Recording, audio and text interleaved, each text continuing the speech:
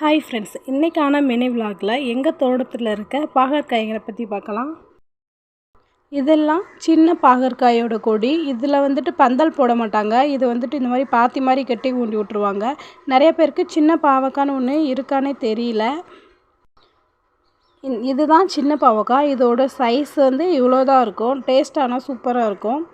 குட்டி குட்டியாக இருக்கும் பாவக்காய். இந்த பாவக்காய் வந்துட்டு குட்டியாக இருக்கும். இதுக்கு மேலே இந்த பாவக்காய் வந்துட்டு பெருசாகாது. இதோட இந்த சின்ன பாவக்காயோட செடியோட இலையும் வந்துட்டு சிறுசாக இருக்கும். பெரிய பாவக்காயில் இருக்கிற இலை வந்துட்டு நல்லா பெரிய இலையாக இருக்கும். இந்த மாதிரி சிறுசாக இருக்கும். இதை இந்த மாதிரி கை வச்சு அமைக்கி தான் வந்துட்டு இந்த பாவக்காய் வந்துட்டு எடுப்பாங்க. இது இந்த பாவக்காயோட பழம். ஏன்னா இதோட சைஸே இவ்வளோ தான், அதிலே பழுத்துரும்.